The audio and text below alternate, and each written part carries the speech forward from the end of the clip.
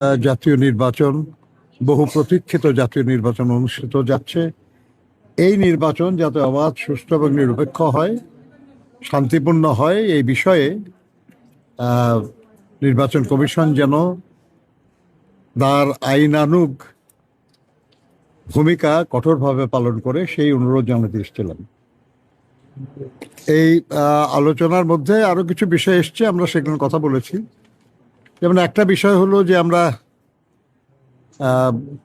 কারো কারো টকশোতে বক্তব্য শুনে খুবই আপ্লুত হই আর কি, যে এমন সৎ, এমন নীতিবান মানুষ আর হয় না। কিন্তু সেরকম মানুষদেরকে আমরা দেখলাম যে ভোটারদের নগদ টাকা দিচ্ছেন। এই ধরনের ব্যাপারগুলি এক ধরনের চ্যালেঞ্জিং ব্যাপার। নির্বাচন কমিশন বিষয়টাকে তাদের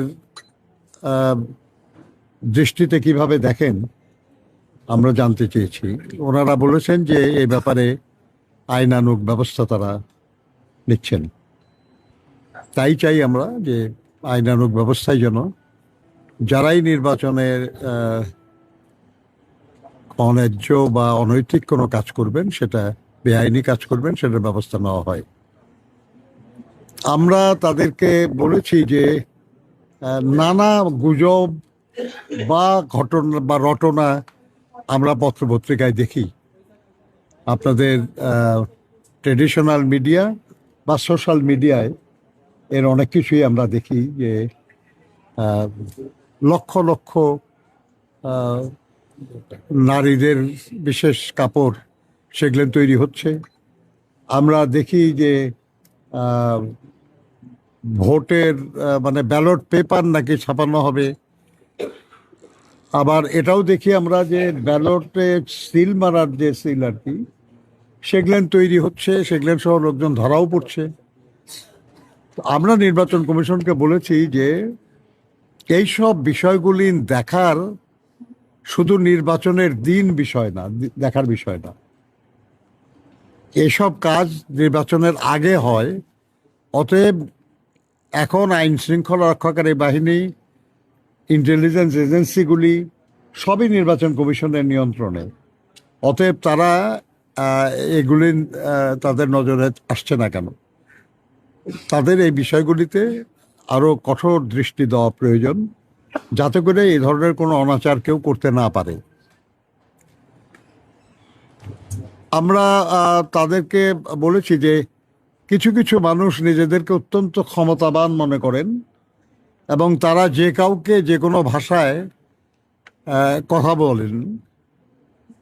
এটা শুধু নির্বাচনের আচরণ বিধি লঙ্ঘন না, আমাদের দেশের যে সাধারণ সংস্কৃতি সেটার ব্যত্যয়। নির্বাচন কমিশনকে অভিযোগ জানানোর পরেও এই ধরনের ব্যাপারে তেমন কোনো ব্যবস্থা নেওয়া হয় নাই। এটা খারাপ দৃষ্টান্ত স্থাপন করছে, এটা বন্ধ হওয়া দরকার। আমরা আরো বেশ কিছু বিষয় আলোচনা হয়েছে আমাদের মধ্যে, এখানে কোনো ব্যাপার না। আমরা মূলত যেটা বলেছি তাদেরকে সেটা হলো যে নির্বাচনী আইন এবং আচরণ বিধি অনুযায়ী যাতে সবাই যার যার ভূমিকা পালন করে, এটা যেন কঠোরভাবে মনিটরিং করা হয় এবং বাস্তবায়ন করা হয়। এই ব্যাপারে যেন কেউ এমন ভূমিকা পালন না করে যাতে মনে হয় যেন তারা কোনো বিশেষ দল বা কোনো প্রার্থীর পক্ষে, এটা যেন না হয়। এবং আমরা এটাও বলেছি আর কি, যে যদি এমন কাউকে পাওয়া যায়, যদি বাজারে নানান কথা আছে, আপনারা জানেন যে পত্রিকায় কত খবর, কয়জন ডিসি কোন দলের, কয়জন কোন দলের ইত্যাদি। আমরা এগুলো বিশ্বাস করি না। আমরা মনে করি যে এগুলো অনেক সময় উদ্দেশ্য প্রণোদিতভাবে করা হয়। কেউ কেউ এর দ্বারা নিজেদেরকে ক্ষমতাবান ভাবারও চেষ্টা করেন, মনে করেন আর কি যে তার সমর্থকদেরকে বোঝানোর চেষ্টা করেন যে তাদের প্রভাব অনেক বেশি, কাজে নিশ্চিন্তে কাজ করো, যা যা করার, কিছু হবে না আর কি। কাজে আমরা এগুলোকে গুজব হিসেবেই দেখতে চাই। কিন্তু আমরা এই কথা বলেছি যে নির্বাচনের দিন কারো আচরণে যদি কোনো প্রার্থী বা কোনো দলের পক্ষে এমন কোনো কিছু ধরা পড়ে তাহলে যেন তৎক্ষণাৎ তাদের বিরুদ্ধে শাস্তিমূলক ব্যবস্থা নেওয়া হয়, এটা আমরা বলেছি। একটু আগে আমাদের একজন সহকর্মী জিজ্ঞাসা করছিলেন যে নির্বাচনের মাত্র আর একদিন বাকি, আমরা কি অবস্থা হয়েছে, কি কি মনে কি আপনি বলতে মানে আপনারা আসলে সার্বিক পরিস্থিতি কি দেখছেন, নির্বাচনের জন্য কতটা সুস্থ পরিবেশ আছে? পরিবেশ আমরা মনে করি যে এখনো এমন না আর কি, যাতে মনে করা যায় যে নির্বাচন বাধাগ্রস্ত হবে বা বিঘ্নিত হবে, মনে হয় না। অবশ্য এখনো আরো একদিন সময় আছে, কি হবে আমরা জানি না, কিন্তু আমরা আশা করি যে পরিস্থিতি অবনতি হবে না, এই কারণে যে যারাই এখন নির্বাচনে অংশগ্রহণ করছে তারা সবাই গণতন্ত্র পুনঃপ্রতিষ্ঠার লড়াইয়ে আমরা কোনো না কোনোভাবে যুক্ত ছিলাম। যারা এর বিরুদ্ধে ছিল তারা তো নির্বাচনেই নাই। অতএব আমরা আমাদের আচরণে এমন কেন থাকবে যাতে নির্বাচন ক্ষতিগ্রস্ত হতে পারে আর কি।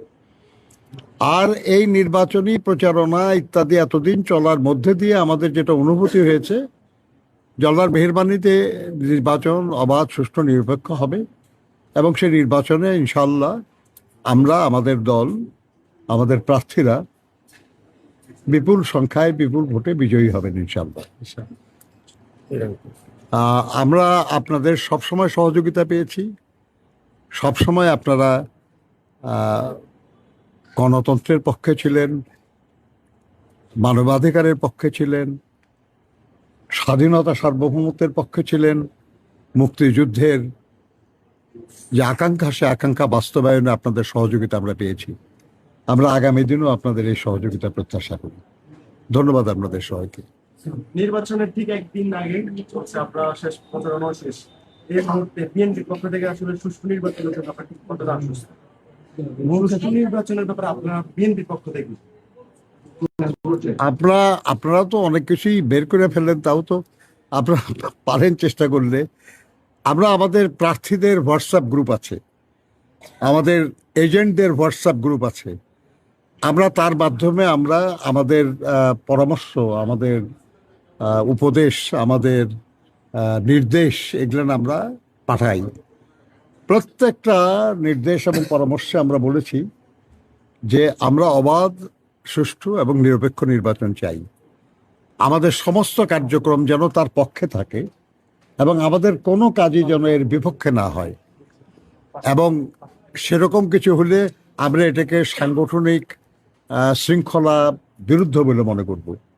কাজে আমরা আশা করি যে আমাদের দলের কোনো নেতাকর্মী তারা সুষ্ঠু নির্বাচন বাধাগ্রস্ত হয় এমন কিছু করবে না ইনশাল্লাহ। আমার প্রশ্ন হচ্ছে, নির্বাচনী ব্যালট বাক্স যেটা যেভাবে ডিস্ট্রিবিউশন করতেছে, ওইটা কি যেই ব্যাখ্যাটা দিচ্ছে, যে পদ্ধতিতে, আপনারা কি স্যাটিসফাই? যে দেখেন, আপনি আমরা খুব খুশি হতাম যদি ব্যালট বাক্স নির্বাচনের দিন সকালে ভোট কেন্দ্রে পৌঁছত, আমরা খুশি হতাম। কিন্তু আমাদের এই দেশে বহু নির্বাচনী এলাকা আছে যেখানে যিনি সহকারী রিটার্নিং অফিসার, যার মাধ্যমে এটা বিলি হয় আর কি, সেখান থেকে, কিংবা আপনার থানা হেডকোয়ার্টার, সেখান থেকে নির্বাচন কেন্দ্রগুলি অনেক কেন্দ্রে অনেক দূরে। আমাদের এবার ভোট শুরু হবে সকাল 7:30টায়, আর এখন শীতের দিন ভোর হয় একটু দেরিতে। এই জন্য আমরা যদি বলি যে ওই দিন সকালে পৌঁছাতে হবে, তাহলেও কিন্তু রাত্রেবেলায় এই পরিবহনের কাজটা করতে হবে, যেটা অনেক সময় রিস্কি হতে পারে। তো আমরা মনে করি যে ব্যালট বাক্স তো ট্রান্সপারেন্ট হবে, স্বচ্ছ, এবং আমরা বলেছি, আমরা দাবি করেছি যে ব্যালট বাক্স প্রিজাইডিং অফিসারের ওখানে থাকবে না, ব্যালট বাক্স যেন এজেন্টদের সামনে প্রকাশ্য জায়গায় থাকে, যাতে এটা কেউ চাইলেও এটা ভরাতে না পারে। 2 নম্বর হলো, আপনারা জানেন যে প্রত্যেক ব্যালট বাক্সের একটা ইউনিক লকিং সিস্টেম আছে। প্রত্যেক বাক্সে 4টে করে লক, এটা প্রথম 0 দেখানো হবে, তারপরে 4টা লক লাগানো হবে এজেন্টদের সামনে, এবং বাক্স যখন ভোট দিয়ে ভরে যাবে তখন বন্ধ করার জন্য আর একটা লক আছে, সেটা আর একটা ইউনিক নাম্বার। এবং খোলার সময় এগুলোর এক একটা করে তালা, এক একটা করে লক, এগুলো এজেন্টদের সামনে খোলা নিয়ম। কাজে অন্য কেউ আর একটা বাক্সের মধ্যে ঢোকানো কিংবা সেটা ভরানোর সুযোগ কম, যদি না প্রিজাইডিং অফিসার থেকে আরম্ভ করে assistant presiding officer, polling officer, agent সবাই মিলে যদি একজোট হয় তাহলে শুধু সম্ভব, আর না হলে এটা সাধারণভাবে সম্ভব না। আমি তাদের সব প্রস্তুতি তো আমাদের জানা থাকার কথা না ভাই। আমরা বুঝবো যখন নির্বাচন শুরু হবে, তখন যদি দেখি যে কোনো কিছু পৌঁছে নাই, বুঝবো যে নির্বাচন কমিশনের প্রস্তুতি সঠিক ছিল না। কিন্তু এখন পর্যন্ত যা শুনি তাতে মনে হয় তো প্রস্তুতি ঠিক আছে।